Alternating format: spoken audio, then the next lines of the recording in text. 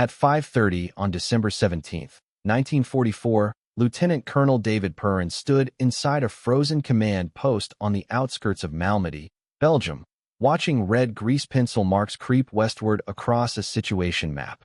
Radio operators murmured reports over crackling headsets. A German mechanized column had shattered the American front line 8 miles to the east, and it was moving fast. Perrin was 26 years old. He had commanded the 291st Engineer Combat Battalion for just 8 months. He had never faced a Panzer spearhead in combat, and now one was coming straight for him. The Germans had unleashed Kampfgruppe Peiper, 5,000 Waffen-SS troops, 117 armored vehicles, including 45 Tiger II tanks, the heaviest tanks ever fielded in the war. Their commander, Joachim Peiper, had one objective: reach Antwerp, split the Allied armies in two, and end the war in the west with a single armored thrust. Perrin commanded 600 combat engineers. Not infantry, not tankers, engineers. Men trained to build bridges, clear minefields, and open roads, not to stop elite SS armor. Their weapons were not anti-tank guns or artillery, but C4 explosives, detonator wire, and slide rule precision. They carried rifles and grenades only because the army required it. The German offensive had caught First Army completely unprepared. Entire infantry divisions were collapsing. In the first 6 hours, First Army lost 2,300 men. The 99th Infantry Division was being shredded on Elsenborn Ridge. The 106th Infantry Division had effectively ceased to exist. Battalions surrendered. Others fled west in panic. The roads were choked with retreating Americans, trucks, ambulances, artillery pieces abandoned in ditches, soldiers throwing away weapons just to run faster. And in the middle of it all stood David Perrin. At 6:15, the order came in. Establish roadblocks south and east of Malmedy.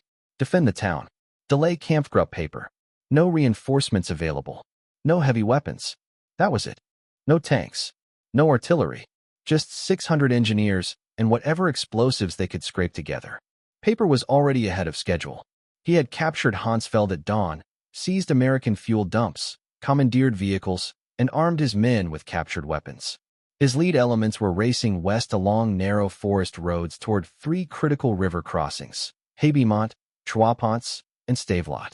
If Peiper reached those bridges intact, his Tigers would burst into open country. Nothing would stop them before the Meuse River. Nothing beyond the Meuse stood between them and Antwerp. Perrin studied the terrain map in silence. The Ardennes was steep, wooded, and unforgiving. Narrow roads, deep river valleys, few crossings. The Germans needed bridges. Every bridge. If the bridges stood, Peiper would roll straight through. If they fell, his entire column would stall. Perrin made his decision. They would destroy every bridge before the Germans reached it. Not during a firefight, not under negotiation. Before. Observation teams would track the German advance. Demolition squads would wire the charges.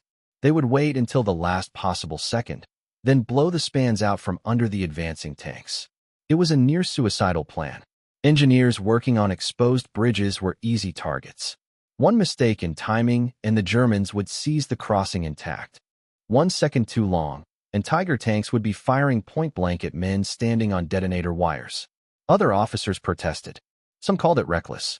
Others argued for falling back, letting infantry or armor handle Peiper. Engineers were not meant to face SS Panzer columns head-on. Perrin ignored them. His men knew bridges. They knew where to place charges to collapse stone arches and steel spans. They understood structural failure better than any tank crew alive. The real question wasn't explosives. It was nerve. Would they stand their ground while German tanks rolled toward them? The first test came at Habimont, a small stone bridge over the Amblev River. Company C had the assignment. Lieutenant Bucky Walters commanded 23 men and enough explosives to drop the span. By 7 o'clock, the charges were in place. Wired into the stone supports, detonator cable run back to cover 50 yards west. All that remained was to wait. German reconnaissance vehicles appeared at 7:42. Half-tracks, scout cars, moving fast. Behind them, Walters could see the silhouettes of the first Tigers emerging from the forest. The Germans closed. 400 yards. 300. 200. Walters' men whispered for permission to detonate. He waited. 150 yards. 100. The lead half-track reached the bridge approach. Walters could see the driver's face, the black SS insignia, the machine gun swiveling toward the American position. The half-track reached the far edge of the bridge. Walters squeezed the detonator. The explosion lifted the center span 6 feet into the air. Stone blocks weighing half a ton shattered outward. The half-track skidded forward, momentum carrying it into empty space, and plunged 20 feet into the river below. The second vehicle slammed to a halt. German soldiers spilled out, firing wildly across the water. Walters pulled his men back. The bridge was gone. Joachim Peiper would have to reroute.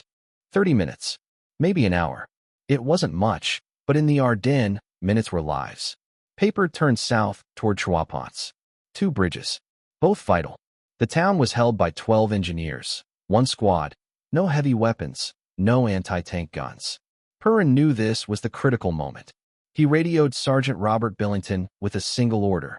Wire both bridges. Use everything. Blow them the instant Germans appear. Do not hesitate. Billington went to work at 8:30. The Amblev bridge was steel and concrete. Newer, stronger, harder to drop. He doubled the charge weight, packing explosives into load-bearing joints. The Somme bridge was older stone. His men drilled into keystones, packed the cavities with C4, linked the charges into a single firing circuit. By 9:15, both bridges were ready. Billington positioned his men in overlooking buildings. Hold fire. Blow the bridges. Then run. At 9:38, 4 Tiger tanks appeared on the eastern road, followed by SS Panzer grenadiers. Billington waited until the lead Tiger was 30 yards from the span. Then he detonated. The explosion was catastrophic. The bridge disintegrated. Concrete slabs the size of cars crashed into the river. The Tiger halted. Peiper himself was inside. He climbed out, walked to the edge of the gap, and stared across the ruined crossing at the engineers retreating through Troisponts. Then he laughed. Not in anger, not in frustration. Laughed. Turning to his officers, Peiper pointed at the wreckage and said words that spread through the 6th Panzer Army within hours. Those damned engineers. And the Germans would remember that phrase for the rest of the battle. By nightfall, every SS officer involved in the Ardennes offensive knew the phrase. Those damned engineers. It passed from radio net to radio net, from regimental headquarters to tank platoons stalled in frozen valleys. American engineers, troops never meant to fight, were shattering Hitler's timetable 1 bridge at a time. Bridges that should have carried Tigers west were instead collapsing into rivers and ravines under precise, calculated blasts. But Joachim Peiper was not finished. Denied the crossings at Haibemont and Troisponts, he ordered his column south once more. Somewhere ahead there had to be another bridge, smaller, overlooked, unwired. His intelligence officers studied maps by lantern light and found it. Neuf-Moulins, less than 3 miles from Troisponts. A minor steel truss bridge over the Lienne Creek. Probably intact. Probably undefended. Peiper turned his column toward it. At 10 o'clock hours, Lieutenant Colonel David Perrin received the report. Peiper was racing for Neuf-Moulins. Only B Company was anywhere near the crossing. 1 platoon, 19 men, commanded by Lieutenant John Kirkpatrick. They had explosives. They had detonators. But the bridge was not wired. Not yet. Kirkpatrick radioed his situation immediately. Sir, I need at least 45 minutes to place charges and run wire. German arrival was estimated at 30 minutes. Perrin did the math in his head. 45 minutes of work. 30 minutes until Tigers arrived. The numbers did not favor survival. Perrin gave the order anyway. Get on the bridge. Wire it as fast as possible. If the Germans arrive early, blow whatever you have ready. A damaged bridge is better than an intact one. Every minute mattered. Kirkpatrick and his engineers reached Neuf-Moulins at 10:15. The bridge was a narrow steel truss span, lighter than the others, but still strong enough to support Tiger tanks. They unloaded crates of C4, grabbed wire spools, and ran onto the bridge without hesitation. There was no margin for error. Bridge demolition was not about brute force. It was about precision. Blow the wrong member, and the span might sag, but remain passable. Waste explosives on non-critical points, and the Germans would roll across anyway. Kirkpatrick directed his men to the primary load-bearing joints, where vertical and diagonal members met the lower cord. Destroy those, and the entire span would fail. They worked in teams of 3. One man placed charges. One secured them with wire. One ran detonator cord. No talking. Only hand signals. Only urgency. By 10:30, they had placed 8 charges. It wasn't enough. A proper demolition required 16. But time was gone. Kirkpatrick ordered the circuit connected. The first German vehicle appeared as they finished wiring. An SD, KFZ, 222 scout car, 4 SS soldiers inside, moving fast. 300 yards. 200. 100. The German driver saw Americans on the bridge and slammed the brakes. Kirkpatrick triggered the detonator. 6 charges fired. 2 failed. The bridge twisted violently, the center section dropping nearly 10 feet, but did not fully collapse. Steel warped. Trusses bent. The structure became a death trap, but it was still technically standing. The scout car reversed and vanished into the forest. Kirkpatrick reported immediately. Bridge severely damaged. Possibly passable after repair. Perrin understood what that meant. Peiper would send his pioneers forward. German engineers would assess the damage. They might repair it. They might throw a temporary span. The delay would be hours instead of minutes. But it was still a delay, and delays were killing the German offensive. By noon on December 17th, Kampfgruppe Peiper had advanced less than 15 miles. The plan had called for 60 miles on day 1. Peiper was now 45 miles behind schedule. 3 bridges destroyed. 1 badly damaged. Constant rerouting through forest roads. And everywhere he turned, another group of American engineers was wiring charges or blocking roads. Perrin repositioned relentlessly. A company moved to Stavelot, guarding another critical Amblev crossing. C Company established roadblocks at Verviersmont, controlling access to 3 western routes. B Company remained mobile, responding wherever Peiper shifted next. The casualties mounted, not from firefights, but from the work itself. Staff Sergeant Paul Hinkle was killed placing charges at Stavelot under artillery fire. Corporal Michael Chun was wounded by machine gun fire while cutting detonator wire. Private First Class Anthony Delgado fell from a damaged bridge into the icy Amblev and drowned while attempting to recover and used explosives. Still, the mission continued. Every bridge Peiper needed was destroyed or wired. Every fuel dump in his path was burned or evacuated. Every road junction was blocked or mined. The 291st Engineer Combat Battalion was fighting a defensive battle without firing more than a handful of rifle shots. Their weapons were math, timing, and explosives. And it was working. At 1300 hours, Peiper radioed 6th Panzer Army headquarters. He requested updated intelligence. He requested air reconnaissance to locate intact bridges. He requested permission to break radio silence and coordinate with parallel columns. His voice remained professional, but the frustration was unmistakable. The engineers were destroying his timetable. Fuel was becoming critical, and he still had not reached the Meuse. Perrin faced a new problem. Explosives. The battalion had begun the day with 4,000 pounds of C4. By midday, more than half was gone. Resupply convoys were coming, but the roads behind American lines were chaos. Retreating infantry, ambulances, evacuating headquarters, repositioning artillery. Traffic was gridlocked for miles. So Perrin improvised. He ordered his men to scavenge, abandon minefields, and used demo charges from retreating units. Captured German ordnance, if it could be safely recovered. A supply sergeant found 200 pounds of TNT at an abandoned dump near Malmedy. Another company located 300 pounds of composition explosive at a former command post. Enough for 3 more bridges. Maybe 4. After that, the 291st would be out of options. At 16:30, Peiper finally forced a crossing at Stavelot. The bridge had been wired, but American vehicles were still fleeing across it. The demolition team hesitated too long. When the charges detonated, German infantry was already on the west bank. The explosion killed 11 SS soldiers, but failed to fully destroy the span. German engineers assessed it quickly, reparable within 2 hours. Peiper had his crossing. His Tigers rolled into Stavelot, refueled from captured American dumps, and pushed west again. This time, Peiper split his force. 1 column north, 1 south, 1 straight west. 3 probes, 3 chances to break through. Perrin tracked all of them. Observation posts reported movements. Radio nets crackled with estimates and grid references. But the truth was unavoidable. 600 engineers were trying to cover dozens of bridges across a 20-mile front. They could not be everywhere. They could not wire every crossing. And sooner or later, one bridge would still be standing. At Franche, a small stone bridge over the Ruisseau Rouge, the Germans finally caught a break. Peiper's northern detachment reached it first. American engineers arrived minutes too late. The bridge was captured intact. German pioneers rushed across immediately, followed by reconnaissance vehicles and motorcycle scouts. Patrols fanned out west, engines echoing through the trees.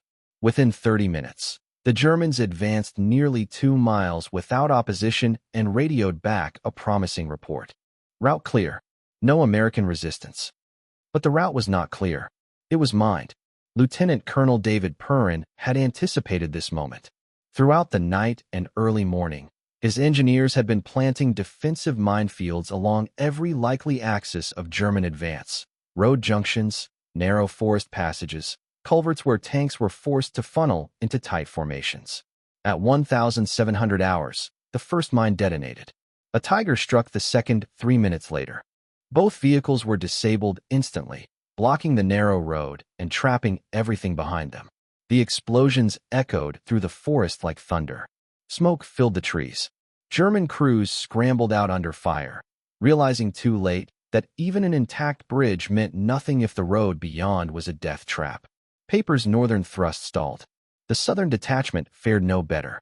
Advancing toward Van, they reached the Lienne Creek and found nothing but shattered spans and collapsed approaches. Every crossing had already been destroyed. They attempted to ford the creek, but the banks were steep, the water deep, and the current fast. Tiger tanks could not cross. The southern route was closed. That left only Peiper's main column, pushing west from Stavelot, still driving toward Troisponts, still trying to reach open ground. They advanced 4 miles before slamming into the next obstacle, a roadblock. 40 American engineers from the 291st Engineer Combat Battalion, a company, were waiting. They had no anti-tank weapons, no artillery, just rifles, grenades, and 2 Browning machine guns. The German lead elements attacked at 1800 hours. Half-tracks carrying Panzer Grenadiers rolled forward confidently. They expected token resistance, a brief firefight, then retreat. Instead, the engineers held their ground. At 300 yards, they opened fire. The first German wave collapsed under machine gun bursts. 2 half-tracks were disabled. Infantry spilled into ditches and tree lines, pinned by disciplined, accurate fire. The firefight lasted 17 minutes. Then the Germans adapted, bringing up more infantry, beginning flanking maneuvers. The American company commander recognized the moment. He ordered a withdrawal, not a rout, a planned retreat. The engineers fell back 500 yards west to a secondary position, leaving behind something the Germans did not see. A prepared demolition, not a bridge, a section of road. 1,500 pounds of explosives buried beneath the frozen pavement. The Germans advanced cautiously, cleared the abandoned American position, and waved forward the armor. A Tiger rolled onto the road. The blast was catastrophic. The explosion lifted the 60-ton tank sideways, tore the turret apart, and killed the entire crew instantly. The crater left behind was 15 feet deep and 30 feet wide, completely impassable. The road was gone. So was another Tiger. Peiper was now 12 hours into his offensive. He had advanced 22 miles. The plan called for 70. He was 48 miles behind schedule. Fuel was running low. Infantry casualties were mounting. 3 Tiger tanks were destroyed or disabled. And everywhere he turned, more American engineers, more demolitions, more delays. At 1900 hours, Peiper received new orders from 6th Panzer Army. Continue the advance. Bypass obstacles where possible.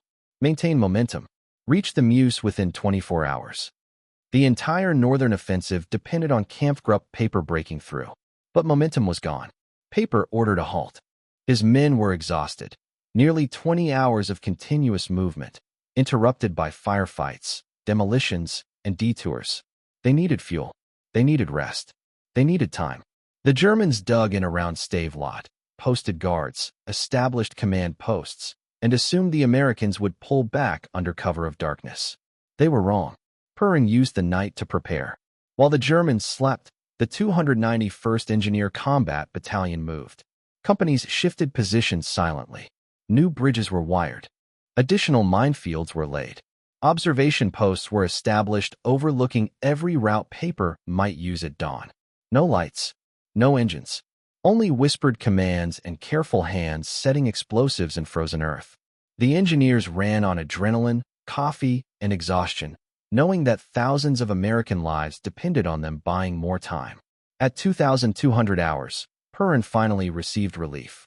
2 trucks arrived from 1st Army depots carrying 1,800 pounds of C4 and 600 pounds of TNT. Enough demolitions for 10 more bridges. The supply sergeant distributed the explosives immediately, dispatching runners to every company position with fresh charges and orders. Wire everything. The casualties continued. Sergeant William Foster, killed by a German sniper near Stavelot. Private Robert Yamamoto, wounded when his jeep struck a mine on an unlit road. Corporal James Murphy, missing after his squad encountered a German patrol near Van. Since dawn, the 291st had lost 11 killed and 37 wounded. For a battalion of 600, the toll was severe. Intelligence reports painted a grim picture. Other German columns were advancing elsewhere. The 2nd Panzer Division toward Houffalize. The Panzer-Lehr Division attacking near Bastogne. The Ardennes offensive stretched across a 60-mile front. But Peiper remained the most dangerous element, the spearhead. If he reached the Meuse, Belgium would collapse. 1st Army headquarters asked the question everyone feared. How long can you hold?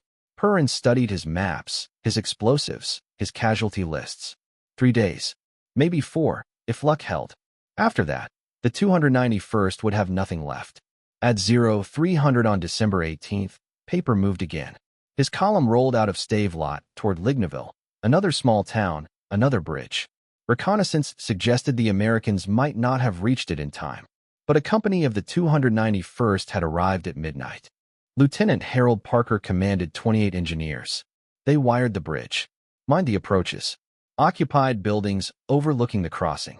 At 0315, Parker radioed in. Position ready. Awaiting contact. Perrin's reply was simple. Blow it at the last possible moment. Get out. The Germans reached Ligneville at 0430. Still dark. Infantry probed forward cautiously, clearing empty buildings, finding no resistance. They reported success. Peiper ordered his Tigers forward. 3 of them. The lead tank was 200 yards from the bridge when Parker opened fire. Machine guns raked the infantry. 6 Germans fell in seconds. The Tigers surged forward. 100 yards. 75. 50. The explosion erased the bridge. Concrete flew hundreds of feet. The span collapsed completely. The lead Tiger stopped at the edge of the crater. Peiper climbed out, stared at the destruction, and understood what was happening. Again, by dawn on December 18th, Kampfgruppe Peiper had been stopped at 6 separate locations. Haybemont, Troisponts, Neuf-Moulins, Stavelot, Franche, Ligneville. Every crossing destroyed. Fuel critically low. Columns stretched across miles of frozen forest roads. Peiper was now more than 50 miles behind schedule. But he had one last option. One bridge the Americans might not have had time to wire. A minor crossing at Chenus. A small village. A forgotten route.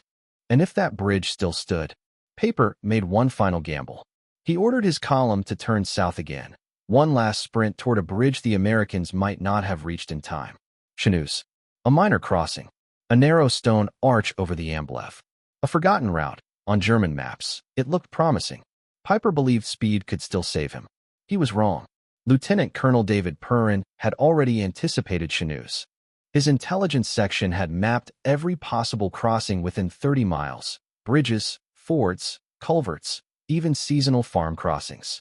Chenus was on the list. At 0500 hours, B Company received the order. Move now. Wire the bridge. Be ready. Lieutenant Frank Ray took 1 platoon, 14 men.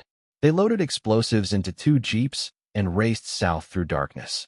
The roads were sheets of ice. Visibility was nearly zero. Headlights stayed off. They navigated by map, compass, and memory. They reached Chenus at 0545. The bridge was old, 19th century stone construction, a single arch spanning the river. Strong enough for tigers. vulnerable to demolition if the charges were placed correctly. Ray's men unloaded C-4, moved onto the bridge, and went to work. Charges against the keystone points. Detonator cord wired in series. Circuit tested. German engines were already audible in the distance. Peiper was coming. 15 minutes. Maybe 10. The charges were ready. Ray pulled his men back into a stone barn 50 yards west of the bridge. They watched through gaps in the walls, fingers tight around weapons and detonators. At 0612, the first German vehicle appeared. A Panther tank. Then another. Then 3 more. Behind them came half-tracks, additional Panthers, and Tiger tanks, the full weight of Kampfgruppe Peiper converging on a single narrow crossing. Ray counted vehicles, radioed Perrin. At least 40 armored vehicles in column. More behind. The lead Panther slowed at the bridge approach. The commander scanned the surroundings. No Americans visible. The tank rolled forward onto the stone deck. A second Panther followed. Ray waited. A third Panther committed to the span. Now, the explosion was catastrophic. The center of the arch collapsed completely. All 3 Panthers dropped straight down, 30 feet, into the frozen river below. Steel shattered against rock. Fuel ignited. Flames shot upward through the wreckage. Crewmen who survived the fall tried to escape. Most did not. Peiper's column stopped dead. German infantry spilled out, firing wildly toward the barn. Ray did not stay. He pulled his men out through the rear, vanished into the trees, and moved west through forest and ravines. They avoided roads, crossed fields, and reached their rally point 2 miles away without a single casualty. Another bridge destroyed.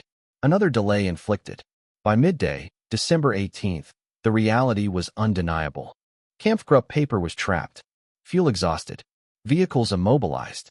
Infantry pinned in defensive positions around La Glise and Stomont. American forces were closing in. The 82nd Airborne Division blocked the north. The 30th Infantry Division sealed the west. The 7th Armored Division controlled the south. Peiper was contained. The German offensive continued elsewhere. Other panzer units pushed toward Bastogne, and the 2nd Panzer Division reached within 4 miles of the Meuse. But without Peiper breaking through in the north, the plan was dead.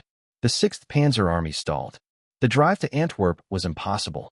Hitler's last offensive in the west was collapsing. At 1,500 hours, Perrin received new orders. The 291st Engineer Combat Battalion would hold defensive positions around Malmedy. Continue denying crossings. Prevent reinforcement of Peiper. Hold until armor and infantry finished the job. The engineers had done what they were never meant to do. They had stopped tanks. At 1600, German artillery opened fire on Malmedy. Heavy shells, likely 150 mm guns. The bombardment lasted 3 hours. Buildings collapsed. Vehicles burned. Rear area personnel took casualties. The engineers sheltered in cellars and stone structures, waiting it out. Then, at 1730, a patrol from C Company made a discovery. Bodies. A field near the Bognes crossroads. Approximately 80 American soldiers, all dead, most with hands raised. It was the Malmedy massacre. Battery B, 285th Field Artillery Observation Battalion. Captured on December 17th. Lined up. Machine gunned. 17 survivors were found hiding in a cafe basement. Wounded, freezing, traumatized. They had played dead, waited until the SS moved on, then crawled to safety. Perrin reported the atrocity immediately. Medical evacuation requested. Graves registration notified. Word spread fast. Until now, the engineers had been fighting a technical battle. Timing, explosives, terrain. Now it was personal. They were not delaying a professional enemy. They were stopping murderers. That evening, Perrin addressed his battalion. He told them what had happened at Bognes. He told them their bridge demolitions had saved lives, had kept Peiper from reaching other American units. Their work mattered. They would continue until the enemy was destroyed. On December 19th, the weather cleared. American fighter-bombers struck Peiper's trapped column, destroying vehicles, killing SS troops, eliminating any chance of breakout. By December 21st, Kampfgruppe Peiper ceased to exist. Out of fuel, out of ammunition, surrounded, Peiper abandoned his armor and led the survivors east on foot, leaving behind every Tiger, every Panther, every gun. The most powerful German battle group of the Ardennes offensive had been defeated by air power, artillery, starvation, exhaustion, and 600 combat engineers who never let them cross a bridge intact. The Battle of the Bulge continued into January, but the outcome was decided. The Germans gained nothing. They lost everything. Over 100,000 casualties. Divisions shattered. Equipment destroyed. The Wehrmacht would never launch another major offensive in the West. The 291st Engineer Combat Battalion received the Presidential Unit Citation for actions from December 17 to December 26. The citation specifically recognized the bridge demolitions that stopped Joachim Peiper and shattered the northern spearhead of the Ardennes offensive. Peiper was promoted to full colonel in February. Other units gave the battalion a name, the Bridge Killers. And when Allied armies later reached the Rhine, facing a river stripped of crossings, they would remember something the engineers had already proven in Belgium. In modern war, bridges decide campaigns. And sometimes, the men trained to build them are the ones who decide when they must fall. The Ludendorff Bridge was still standing, but barely. Engineers inspecting the structure reported widening cracks, twisted steel, and failing supports. The earlier German demolition attempt had weakened it beyond safe limits. Every tank, every artillery piece crossing added stress. The bridge could collapse at any moment. First Army needed an alternative. Immediately, on March 8, 1945, Lieutenant Colonel David Peiper received his orders. The 291st Engineer Combat Battalion would build a treadway pontoon bridge across the Rhine River at Remagen. A full-capacity tactical bridge, able to carry tanks, artillery, and supply columns. Operational within 48 hours, before the Ludendorff Bridge failed and before the Germans could organize a counterattack. Peiper studied the requirements. A treadway bridge required floating pontoons, steel roadway sections, anchoring cables, and precise alignment. At Remagen, the Rhine was 900 feet wide. With approach ramps, the bridge would exceed 1,300 feet. It would be the longest tactical bridge ever built under fire in the European theater. The 291st had built dozens of bridges across France and Belgium, but nothing like this. Those bridges were thrown across streams and rivers behind friendly lines. This one would be built under direct German observation, under artillery fire, and under threat from the Luftwaffe. The battalion reached Remagen on March 9. Work began at 0830. The bridge would use inflatable rubber pontoons, each 33 feet long and weighing over 1,000 pounds. 32 pontoons were required just to span the river. Teams went to work simultaneously. One group inflating pontoons on the west bank, another preparing anchor systems, others assembling steel treadway sections. Every step required precision. A single error could cause the entire structure to twist apart in the current. The Rhine was moving at 7 miles per hour. Water temperature, 38 degrees. A man submerged for more than 10 minutes would die. German observers on the eastern hills spotted the activity. At 0900, artillery fire began. 105 mm shells fell into the river and along the banks. Engineers kept working. They pushed pontoons into the current, fought the pull of the river, secured anchors while explosions tore water into the air around them. Men worked waist-deep, chest-deep, sometimes fully submerged. By noon, the bridge had reached 100 feet. 800 remained. The shelling intensified. 150 mm guns joined in. Massive detonations shook the riverbanks. A direct hit killed Private Edward Morrison and wounded 5 others. The work did not stop. Peiper ordered faster construction. Reports showed new cracks forming in the Ludendorff Bridge. It might not last another day. At 1300, German aircraft appeared. Dive bombers and jet fighters streaked toward the construction site. American anti-aircraft guns opened fire, downing 2 aircraft and damaging others, but bombs still fell. Water geysers erupted around the pontoons. Engineers were thrown into the river. Some were pulled out. Others vanished downstream. By 1500, the bridge had reached 300 feet, but the pace was too slow. At that rate, completion would take over 50 hours. Peiper radioed for help. First Army responded immediately. 2 additional treadway companies, the 988th and 998th, were rushed forward. They arrived at 1600, bringing fresh engineers, more pontoons, more steel sections. The tempo changed.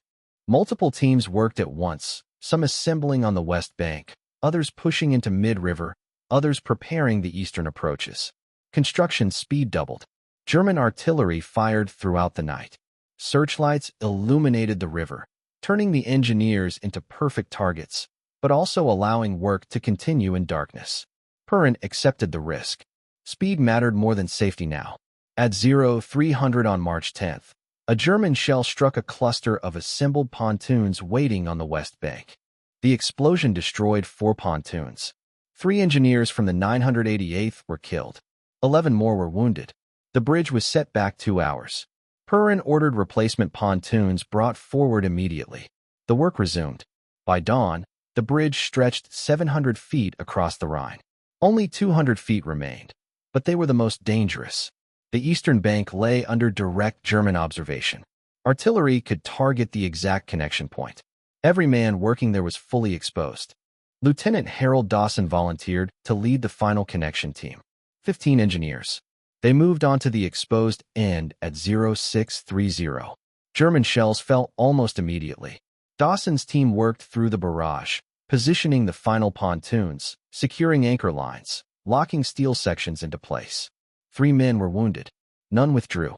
By 0700, the eastern end was secured. Now came the hardest part, linking the floating sections mid-river. Alignment had to be perfect. Any gap would stop vehicles. Any misalignment could tear the bridge apart. Teams worked from both sides, fighting the current, adjusting angles inch by inch. At 1000 hours, the final connection locked into place. The bridge was complete. 1,320 feet of floating roadway across the Rhine, built in 32 hours, under constant fire. The longest tactical bridge constructed during the war. Vehicles began crossing immediately. Tanks, artillery, supply trucks. Thousands of troops poured into Germany. At 1500 on March 17th, the Ludendorff Bridge collapsed exactly as predicted. The structure gave way under accumulated stress, killing 28 engineers and wounding 93. But by then, it no longer mattered. The Treadway Bridge carried the load. 2 additional pontoon bridges had been completed nearby. The Remagen bridgehead was secure. Over 125,000 American troops crossed the Rhine using bridges built by combat engineers. The breakout allowed First Army to drive deep into Germany, encircle the Ruhr industrial region, and capture hundreds of thousands of German troops. The war in Europe ended 8 weeks later. The 291st Engineer Combat Battalion completed 73 bridges during the war, 19 built under enemy fire, over 7,000 mines cleared, 6 bridges demolished to stop German advances, 8 men killed in action, 93 wounded. Out of 600 who served, they became the most decorated combat engineer battalion in the European theater. Perrin returned to civilian life in 1945. He became a railroad executive, retiring as vice president and chief engineer. In 1989, he published his memoir, First Across the Rhine, now required reading at the U.S. Army Engineer School. Colonel David Perrin died on April 7, 2012, 3 months before his 95th birthday. He was buried with full military honors. The bridges are gone. The Ludendorff Towers remain, now a museum. Visitors can stand on the riverbank where engineers once worked under fire. They can see photographs of the 291st, the Treadway Bridge, the documents from the Battle of the Bulge, the Presidential Unit citation. And they can understand what 600 engineers accomplished when tanks were coming and time was running out. Because sometimes, the most important weapon on a battlefield is not a rifle, but timing, technical skill, and the courage to hold your ground when steel is rolling toward you.